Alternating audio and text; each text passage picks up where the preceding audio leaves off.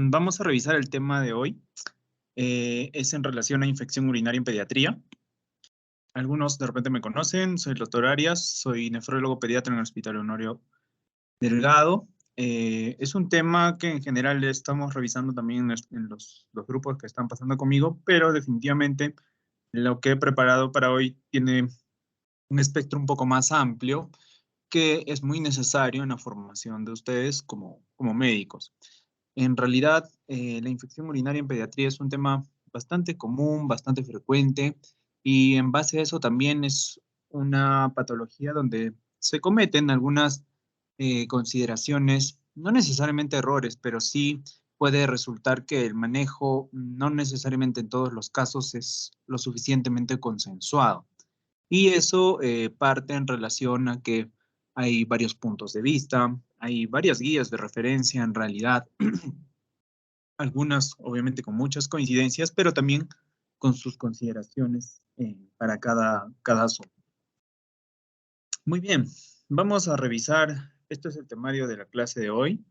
En general vamos a revisar todos los temas que sean recomendados o usuales en el tema de revisión de infección del tracto urinario.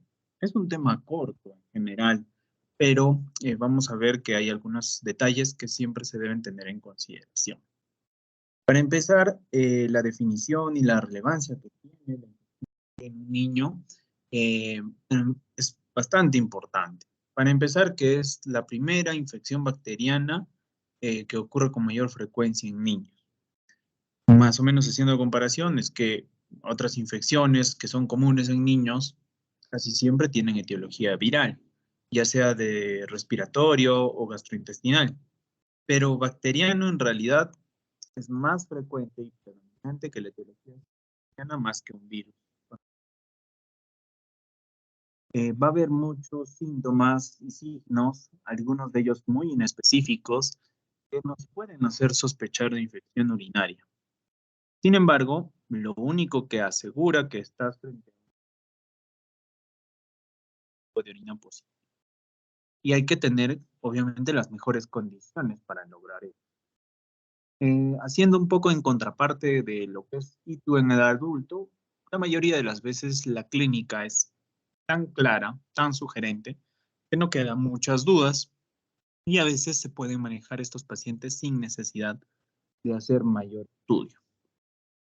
La relevancia de hablar de este tema y de que obviamente tenga un buen manejo y sea el más óptimo posible es de que toda infección urinaria tiene riesgo de recurrencia. Tú no sabes si para este paciente sea su primera infección o la primera de muchas. Casi siempre, durante el primer año de vida, si tiene un episodio de infección urinaria, se habla y está reportado que puede haber 100% de recurrencia, lo cual es un montón. Obviamente, no es la gran mayoría aún, pero hay que tener en cuenta siempre este riesgo y que cada vez es un poco más difícil de poder precisarlo o hasta cierto punto anticiparlo.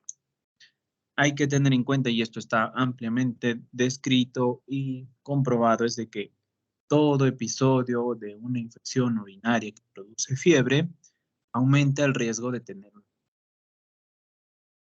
Está descrito que la cicatriz en mayor número o en repetición podrían estar y cicatrizar generando enfermedad renal crónica a lo largo del tiempo. Hay muchas formas de definir y estoy seguro que más de uno ha leído esto o lo han dicho o incluso ya. Las clasificaciones en realidad principalmente sirven para poder tomar mejores decisiones, me parece. Es importante que una infección urinaria con fiebre definitivamente va a tener o va a demandar un poco más. Casi siempre el marcador casi en todas las guías lo ponen como una consideración. O sea, realmente es fiebre alta. Eh, la clasificación de que tenga síntomas más va en relación a cuando ya son pacientes mayores o niños más grandes, donde además de la fiebre podrían tener también síntomas urinarios.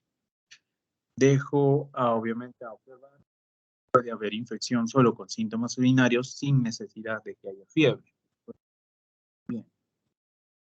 La bacteriuria asintomática, que vamos a revisarlas más, pero sin duda, dos diagnósticos que ustedes deben tener en mente cuando no cumplen los criterios como tal. Esta clasificación probablemente sea la más útil para todos ustedes y que muchas veces es la que más viene en pregunta, puede generar incluso controversias, ¿no? ¿Dónde está la infección? ¿Es una infección alta o es una infección del tracto urinario bajo? Por definición se dice que si es alta, pues hay compromiso renal. Y si es baja, solamente es vejiga y vías urinarias, ¿no? Y el tracto superior en realidad no lo tiene. Esta es una clasificación bastante suelta, podríamos decir. Y hasta cierto punto esto es lo mismo, solo que de repente con una revisión un poquito más exhaustiva en relación a los síntomas y a la clínica que podríamos encontrar cuando estamos frente a una cistitis, que podría extrapolarse como una infección del tracto urinario bajo, donde los síntomas clásicamente va a ser disuria, urgencia, incontinencia de urgencia e incluso pacientes que tienen dolor pueden o solamente y la mayoría de las veces sí es de positivo para la presencia de bacterias. Hay que tener en cuenta que un niño pequeño puede tener cistitis, definitivamente posible, sin embargo, no. Es más común encontrar niños pequeños, y me refiero específicamente al grupo de menores de 24 meses, 2 años, donde las pielonefritis agudas van a ser probablemente el nombre o el apellido de la mayoría de las infecciones del tracto urinario. Infección, tracto urinario, pielonefritis aguda.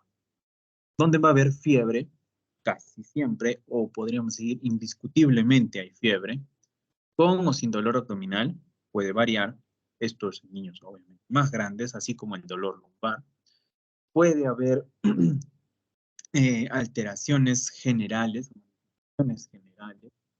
así como puede haber fiebre, también puede haber hipotermia o signos de bacteriemia o sepsis, asociados a esta infección localizada normalmente a nivel del cerebro. Según el sitio de infección, como habíamos dicho, es muy difícil, mientras más pequeños sean, más difícil poder saber realmente decir, no, esta es una cistitis o esta es una pielonefritis. Muchas veces, a veces por costumbre, terminan diciendo, pues sí, es un niño pequeño, tiene infección urinaria, está con fiebre, es pielonefritis, ¿no? Y así se define, de repente de una manera muy, muy burda. Pero pues sí, hay algunas formas en las cuales nosotros podemos ayudarnos para definir si tiene o si hay una pielonefritis, ¿no? Si tenemos fiebre, dolor o algunos marcadores que son inespecíficos como la velocidad de sedimentación, una proteína C reactiva, incluso el hemograma, pero pueden estar altos en pielonefritis, claro que sí, pero no por estar presentes nos indican a 100% que ese es el diagnóstico, ¿no? Naturalmente podríamos encontrar cistitis con PCRs o BCGs incrementados.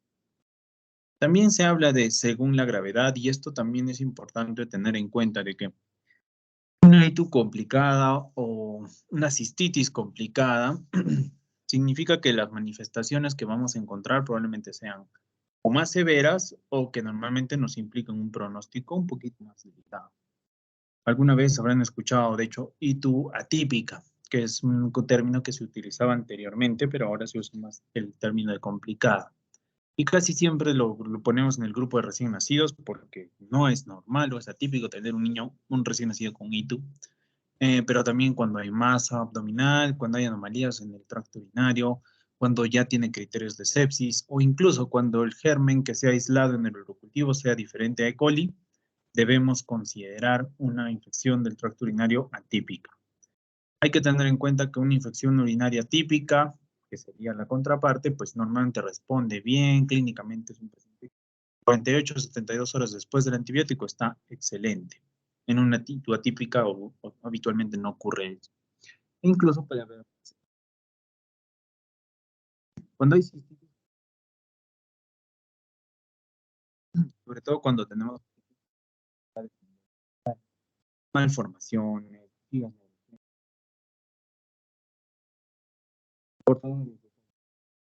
o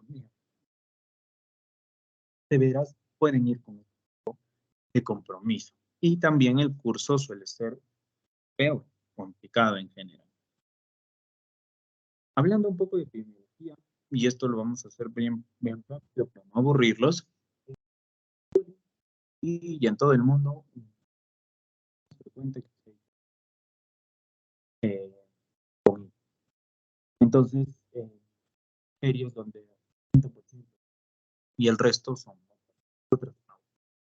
¿Qué otras causas vemos? Klebsiella, Proteus, Helicobacter, y esto varía mucho, un parámetro único. Hay que tener en cuenta que la instrumentación de la vía urinaria o una malformación del tracto urinario congénito, normalmente, pues sí, pueden ser otros gérmenes los que encontremos, ¿no? Pseudomonas o Streptococcus, Staphylococcus. El Proteus en sí lo puse como aparte porque es un germen que se ha encontrado o se ha podido asociar más cuando un paciente tiene litiasis.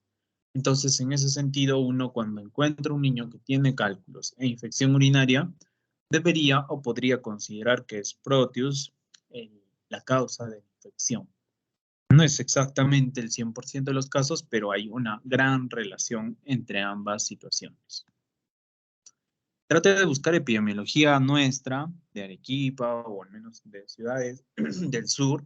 De Arequipa no lo encontré. Este es un estudio más bien que sí encontré y que es reciente, del año pasado, de las infecciones del tracto urinario en un hospital regional en Moquegua. Creo que es un hospital grande. Registraron varios pacientes, si no me equivoco, un poco más de 250 pacientes, y en los cuales pues describen, ¿no?, las características del grupo. Hubiera sido interesante saber de 2 años, porque ya todos los mayores podrían ir similares. Ganó el sexo femenino de una manera, lo cual me llama mucho la atención. No suele ser. Y bueno, los síntomas, teniendo en que típicos y obviamente, y no solamente por infecciones.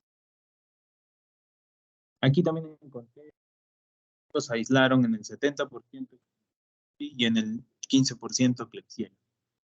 En realidad no reportan si hay otros gérmenes, y me imagino que también consideran algunos cultivos negativos, pero en realidad la epidemiología se repite o es frecuente. En base a eso, se revisa la patogenia para las infecciones del tracto urinario.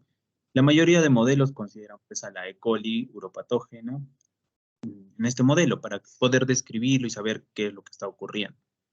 Normalmente está descrito que la E. coli uropatógena tiene un proceso, inicia, ¿no?, a través de la colonización de la urea y finalmente pues tiene un camino ascendente hacia el tracto urinario inferior. La E. coli tiene y está asociada a su virulencia principalmente de moverse, de ser una bacteria activa a través de sus flagelos y también la presencia de las fimbrias tipo P. Estas le permiten una mejor adhesión a nivel del urotelio, asegurando que puedan incluso producir un biofilm. ¿Qué significa? Que es una capa de muchas bacterias sobre un epitelio. Obviamente esto facilita y en otras circunstancias después pueden producir daño endotelial, proceso inflamatorio y existe que el lipopolisacárido bacteriano que está dentro del E. coli inicia el proceso de inflamación tisular. Este proceso se puede llevar a cabo tanto a nivel vesical como a nivel del parénquima renal. Cuando está a nivel del parénquima renal, la E. coli a través de sus fimbrias P se une al receptor tipo TOL4, que es una proteína transmembrana que actúa también como un marcador de presentación de antígeno y finalmente pues se produce el proceso inflamatorio con obviamente una generalizada, una respuesta inflamatoria en curso. Hay que tener en cuenta que este receptor prioritariamente lo encontramos en las células epiteliales y partes del túbulo renal. Por eso se dice que hay cierta adherencia facilitada para el E. coli patógeno. Finalmente, como ustedes pueden ver, llega el E. coli, se une el epitelio, produce un proceso inflamatorio. Al final puede llegar a incluso a formar o haber una invasión intracelular dentro de las células del epitelio. Pero obviamente todo esto va a generar una respuesta inflamatoria severa, ¿no? Va a haber un montón de proteínas, taxis neutrófilos, finalmente va a haber generación incluso de hasta anticuerpos. En base a eso es que se está valorando incluso que podría encontrarse o valorarse la posibilidad de una vacuna contra la E. coli. Y al final de esta clase les he dejado el artículo de referencia, me pareció muy interesante y algo que definitivamente de consulta valdría la pena revisar. Entonces, ¿qué es y cómo termina este proceso inflamatorio? Obviamente termina matando la E. coli, desaparece, pero lamentablemente toda esta respuesta proinflamatoria que fue necesaria para poder asesinar al patógeno, pues termina dañando el tejido circular, produciendo isquemia, también puede producir muerte de todas las células tubulares y daño por reperfusión, lo cual al final se convierte en un estado fibroso de cicatrización, que en la mayoría de las veces es mediada por macrófagos, y esto termina formando una cicatriz en el. Entonces, naturalmente, una pielonefritis quiere decir que va a haber compromiso del parénquima renal por la presencia del patógeno a nivel de las células tubulares, pueden aumentar el riesgo de estas cicatrices. Hablando un poco de los factores de riesgo para hacer una infección. Obviamente, y esto es una pregunta de repente muy común cuando ustedes puedan atender a un niño con infección del tracto urinario, donde la mamá nos va a decir, y doctor, ¿por qué le dio infección? Entonces, en esta diapositiva deberíamos poder encontrar la respuesta. De repente es un varoncito muy pequeño, menor de 3 meses, donde es posible tener infecciones urinarias. O finalmente es una mujercita que lamentablemente en infección urinaria tienen mayor susceptibilidad. Incluso a partir de los 6 meses o del año, pues las mujeres se llevan de canto en prevalencia todas las infecciones. Esto por razones principalmente anatómicas y el riesgo alto de la contaminación de los genitales a partir del tracto intestinal. Los varones también tienen una condición que está redundante, o si bien es cierto, no se ha logrado demostrar qué significa. No, pero sí tiene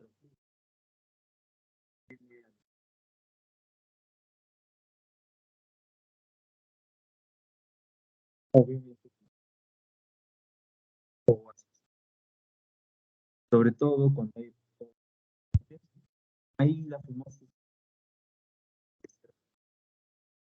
se le echa la culpa, ¿no? Esa niña tiene hito recurrente y es por la fimosis. Y en teoría se debería curar. No ocurre en el 100% de los casos, pero tiene lo mismo de disfunción vésico-intestinal. Y antes, pero en realidad, el niño puede ser.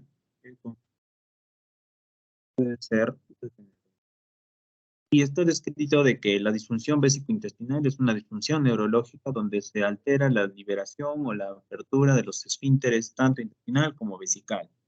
Y es por esa razón que puede haber alteraciones. Una vejiga que no se vacía normalmente de manera efectiva o por completo, finalmente se vuelve un caldo de cultivo para bacterias, ¿no? Es por eso que los niños que se aguantan para orinar o que finalmente tienen escapes de orina, siempre se puede ser producto de una infección. Toda anormalidad anatómica que encontremos en la vía urinaria, como cirrosis, sobre todo cuando... Y esto es por ansiedad en un padre, incluso en el médico, ¿no? Si tiene infección, de repente es porque tiene reflujo. Es cierto, hay una gran relación, sobre todo cuando son infecciones urinarias a repetición, pero no siempre ocurre. Y de hecho, al primer episodio de infección urinaria no les hacemos descarte de reflujo a todos, ¿no? Todos van en relación a la persistencia o la y podrían ser reflujo vesicoureteral. Vamos a ver más adelante un poco más de ese tema. Esto de los factores de riesgo es toda una ciencia, es algo que está llamando la atención de muchos hospitales que están preocupados, que hay generando varias iniciativas. Esta es una de las más interesantes, que es una calculadora para ver los factores de riesgo para infección urinaria en niños de 2 meses a 23 meses. Entonces, ha sido desarrollado por ellos, consideraron.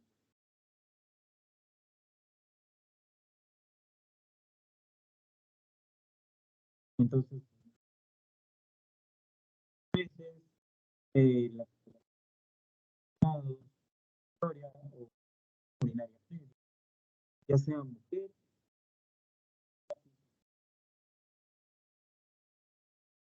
que no sea fuente o otro foco de la fiebre, porque la fiebre tiene una duración más de 40. En base a eso, nosotros podemos ver cuál o pueden estimar cuál es la probabilidad de infección, ¿no? Generalmente, por ciento del riesgo en los clínicos, pues te obligaría a que tú hagas la probabilidad, el test de probabilidad en base a los resultados del laboratorio, ¿no?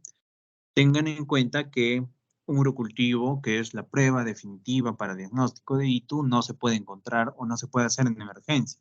Puedes tomar la muestra, pero el resultado te va a salir en 3 días.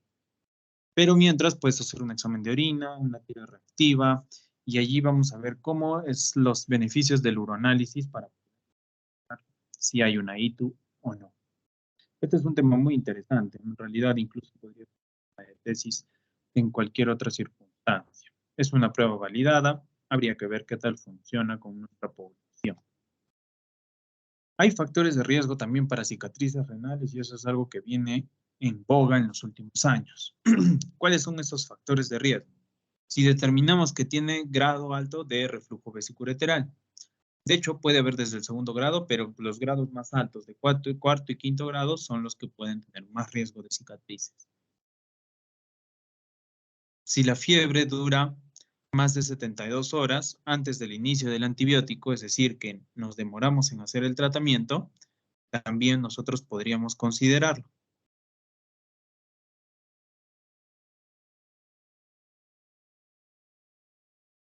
Perdón, creo que se dejó de compartir.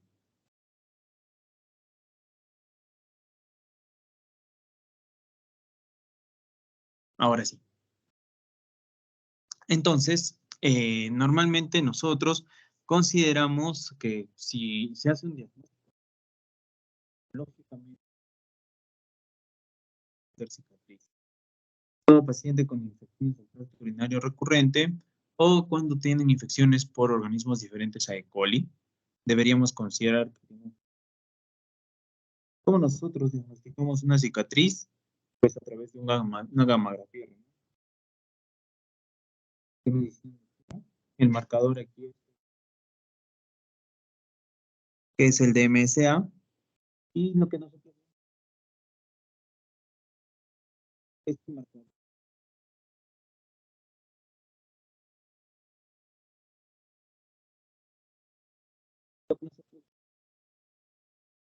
izquierdo bastante grande,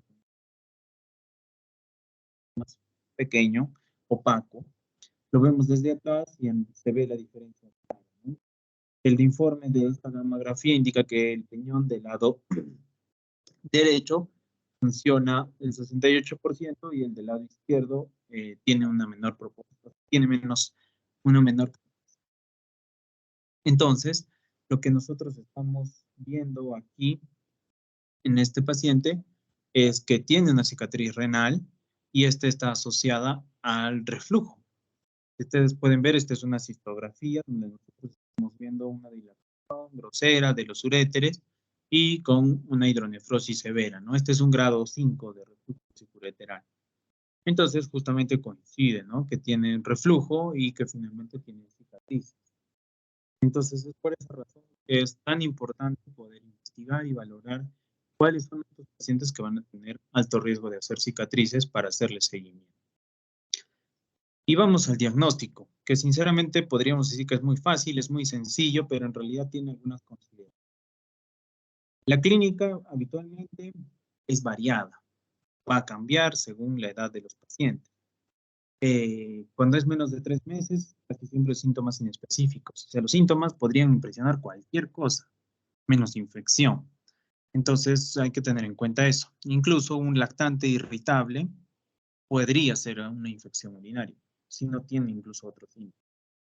Cuando ya son más grandes, hasta menos de 24 meses, normalmente la fiebre sin foco es la clínica más característica de estos pacientes. Tienen fiebre, fiebre, fiebre y no sabes por qué. Puede haber orinas malolientes, puede haber algún síntoma urinario, pero no es lo más común. Y cuando son más grandecitos, generalmente ya niños continentes, que puede ser entre los 24 o 36 meses, ya podemos encontrar síntomas urinarios. Entonces, clínicamente, ¿podríamos diferenciar los síntomas según la edad del paciente? Sí, es posible. En este cuadro que lo adaptó la Asociación Española de Nefrología Pediátrica a raíz de la guía de NICE, que salió en el 2017, nos habla de los criterios o de los síntomas más frecuentes a los menos frecuentes. Y en lactantes menores de 3 meses, obviamente está lo de la fiebre, están los vómitos, pero también está, por ejemplo, la pérdida del apetito, que no esté creciendo, síntomas como ictericia o dolor abdominal, normalmente son posibles. Cuando ya son más grandes, en la fase preverbal, pues la fiebre va ganando, pero también tenemos múltiples sintomatología que también podría confundir o podría ocurrir en la situación de un paciente con hito. Solamente ya en niños más grandes son casi los similares síntomas que podría tener un adulto con infección. Micción disfuncional, cambios en la continencia, dolor en el abdominal o en los flancos, fiebre, malestar, vómitos y obviamente el dolor y el aumento de la frecuencia para orinar. La clínica manda, como dicen, en la mayoría de los casos, pero en caso de infección urinaria, pues tenemos que tener un examen de orina para verificar si estos síntomas son secundarios a ITU. Entonces, es diferente y siempre es importante una muestra de orina para confirmar nuestra sospecha. Existe un foco alternativo, no necesariamente ya buscamos infección urinaria. Si tú ya tienes un foco para la infección, ya no tendría necesidad. Y esto ocurre. Tenemos un paciente con diarrea, lactante, febril, con deposiciones líquidas y le queremos descartar hito. ¿Qué es lo que va a ocurrir? Probablemente, según el método de detección que utilicemos, se va a contaminar y va a ser un niño que va a salir con hito y con diarrea.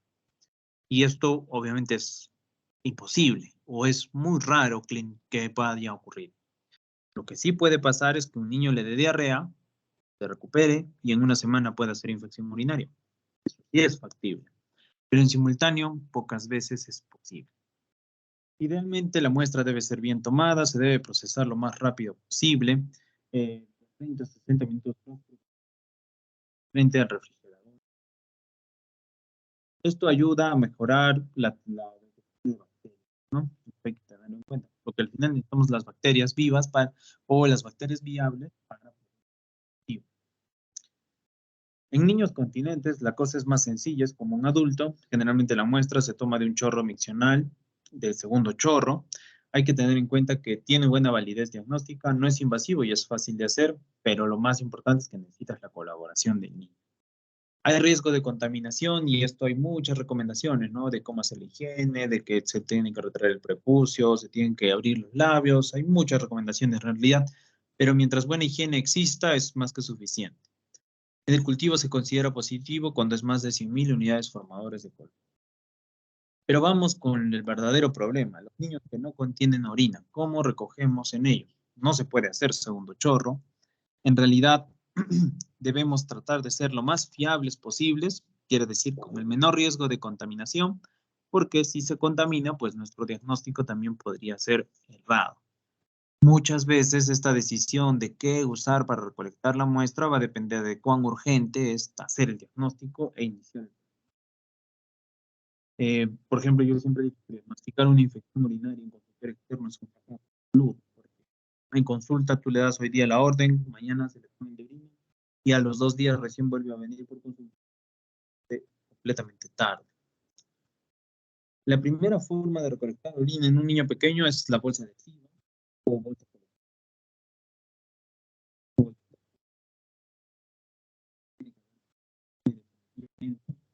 hay que tener en cuenta que es no invasivo y a veces puede ser fácil. Que es con orina. ¿Qué algo que ocurre si el niño no orina? O y al final no juntar la muestra y pueden pasar sí horas hasta que se pueda lograr una junta de muestra adecuada. Entonces se considera que se puede utilizar la bolsa colectora cuando no es urgente tener un resultado pronto.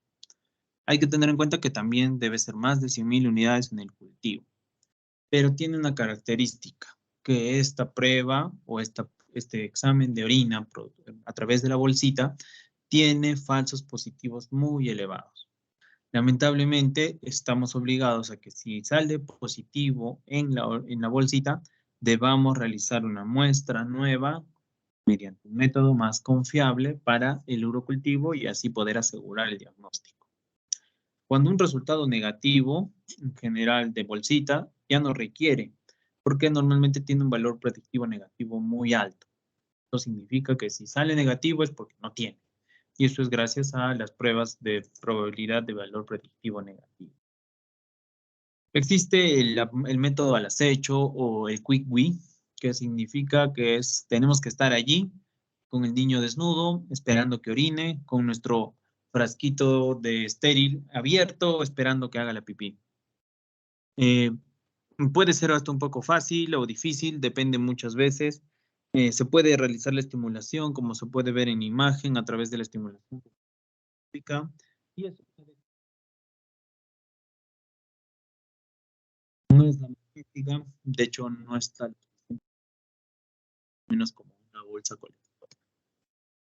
El cateterismo es el mecanismo el método de recolección de orina ideal, óptimo para los pacientes que son no continentes y en los cuales necesitamos urgentemente confirmar el diagnóstico de ISA. En este caso, un cultivo más de 10.000 a 50.000 es positivo, tiene una especialidad, es una prueba de acción. Lamentablemente es invasivo, o a veces puede haber un poco de trauma. El riesgo de contaminación depende de la experiencia del organismo en realidad y generalmente se utiliza para el positivo a través de bolsita. Muy bien, la punción suprapúbica es una prueba mucho más, es el gol estándar en general para ITU. Tenemos que asegurarlo como método de confirmación. Además, se utiliza en situaciones urgentes, así como el sondaje. Hay que tener en cuenta que hay que hacerlo con control ecográfico y que cualquier crecimiento de gérmenes puede ser considerado positivo para infección urinaria. Esta es una de las últimas guías de infecciones urinarias o recomendaciones del lactante febril de menor de 24 meses con sospecha de ITU. Y en la Academia Americana de Pediatría, que publicó esta revisión recién hace 3 años, nuevamente, porque cada 4 años hacen la revisión, indica que si tienes un lactante febril sin foco aparente, el médico está obligado en asegurarse de obtener una muestra de orina para cultivo y examen de orina antes de hacer el antimicrobiano, a través de un cateterismo o de aspiración suprapúbica. Esto tiene una calidad de evidencia de las más altas. Definitivamente hay lo suficiente evidencia para que nosotros consideremos realizar el diagnóstico a través de este procedimiento y no a través de la recogida de bolsita. Eso sí, no está validado en ningún momento. El urianálisis antes del urocultivo nos permite evaluar algunos detalles, por ejemplo, velocidad o nitritos. ¿Cuál es la ventaja de los nitritos? Que normalmente es específico. Quiere decir que si sale negativo es porque no tiene. La esperanza tiene más casos positivos y tiene buena sensibilidad. Y tenemos esperanza positiva y nos permite decir si pues, realmente tiene. Pero ¿cómo se mejora el rendimiento de todas estas pruebas? A través de hacerlas todas juntas. Deberíamos pedir una tira reactiva para ver cómo está la grasa, los nitritos y la microscopía. También deberíamos valorar allí la presencia de leucocultura y bacterias.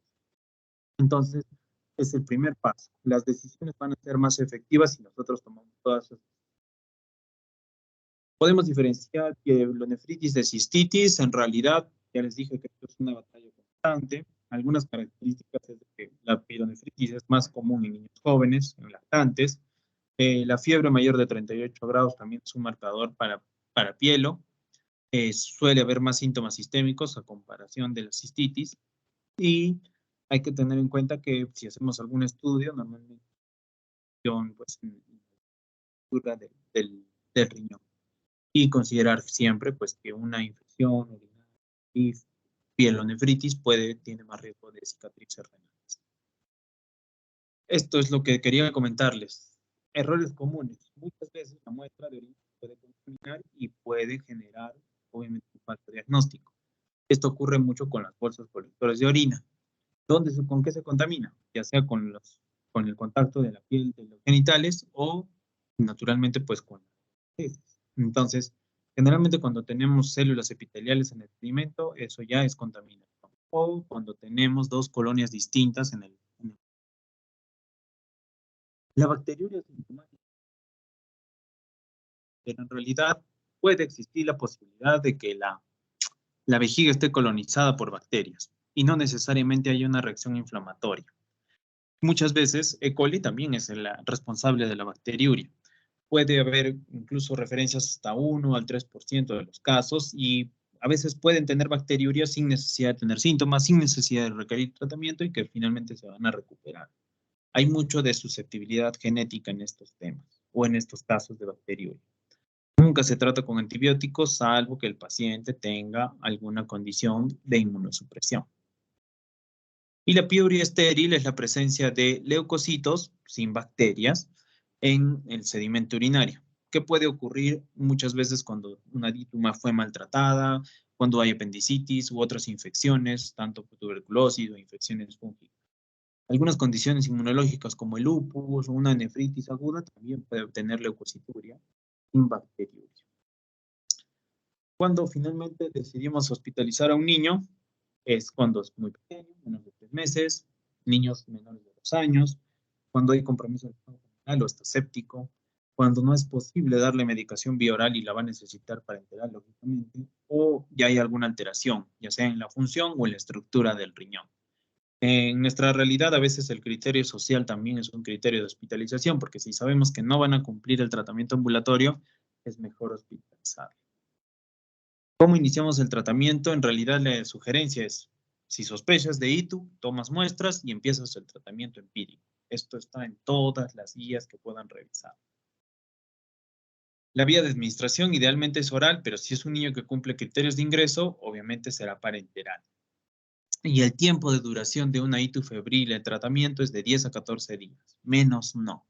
Quiere decir que toda pielonefritis debe completar ese tiempo de tratamiento. Puede ser primeros días parenteral y luego vía oral, pero debe asegurarse esa duración completa. En niños más pequeños o en niños donde solo ha habido infecciones o sospecha de cistitis o confirmación de cistitis, pues con 3 a 5 días de tratamiento es suficiente. ¿Qué usar? En realidad esto es muy variable. No hay algo que yo les pueda decir, esto se usa o porque sí. En general va a variar entre uno y otro país, va a variar entre una y otra recomendación. En Estados Unidos siguen recomendando el trimetoprim sulfa, pero aquí ya no lo usamos, o al menos para infección. Ciprofloxacino, por ejemplo, ellos ya no lo consideran, nosotros tampoco, porque hay mucha resistencia. Pero siempre los que van a ir a la cabeza por allí, cuando sean niños pequeños, pues la cefotaxima es una buena alternativa. La ceftriaxona cuando son mayores ya de 6 meses. Los aminoglucósidos, amikacina y gentamicina con una sensibilidad muy alta, en los urocultivos ayuda mucho. Todas las cefalosporinas, ya sean de segunda o de tercera vía oral, son útiles.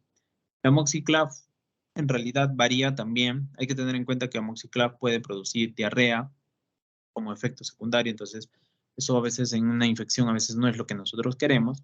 Y la nitrofurantoína, un medicamento antiguo, pero sí útil en infecciones no complicadas. ¿Qué hacemos en el seguimiento? Generalmente debemos seguir a los que puedan tener riesgo de recurrencia o los que ya son recurrentes. Más de 2 episodios de pielo, un episodio de pielo o 2 de cistitis o más de 3 de cistitis ya es recurrente. Y lo que ya habíamos hablado de hito atípica, en general, pues son pacientes que también necesitan seguimiento. ¿Cómo los seguimos? Generalmente, si son menores de 6 meses, casi siempre les pedimos un ultrasonido. De repente, no en el momento agudo, pero sí durante el primer mes de seguimiento. Se puede considerar hacer otras cosas, sobre todo si es que son atípicos o si son recurrentes. Allí se les hace casi todo. En menores de 6 meses se hace todo.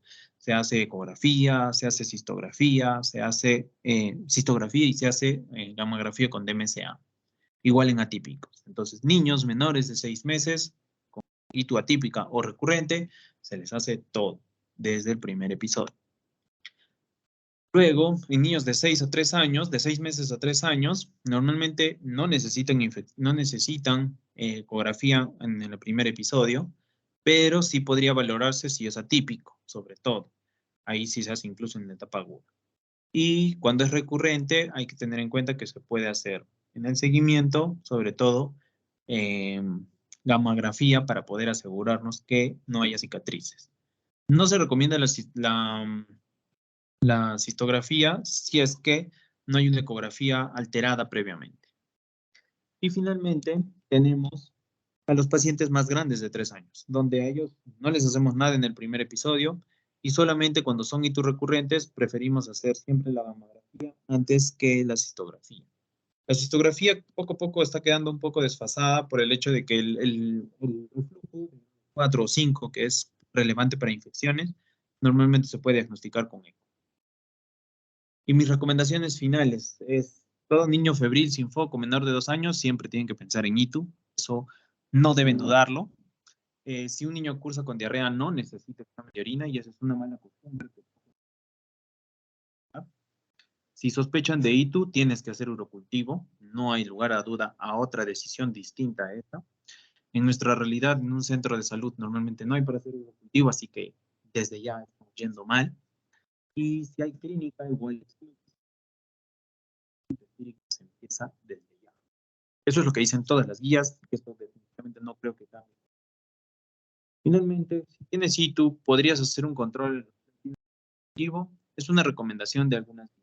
Obviamente, como hemos visto, un paciente clínicamente al tercer día con una infección del tracto urinario típica debe estar mejor. Si no está mejor, es una ITU atípica y naturalmente si podrías necesitar un cultivo para tomar mejores decisiones en relación. Este es un poco de bibliografía actual. El primero es un artículo bien bonito en Pediátrica, donde hablas justamente del manejo de niños sobre el manejo contemporáneo de manejo. Este es el estudio que les comentaba sobre la vacuna que hay para E. coli. Y esta es la guía NICE, que es la de referencia cuando hablamos de urinarias, las últimas actualizaciones del 2000. Eso era todo lo que quería compartir con ustedes.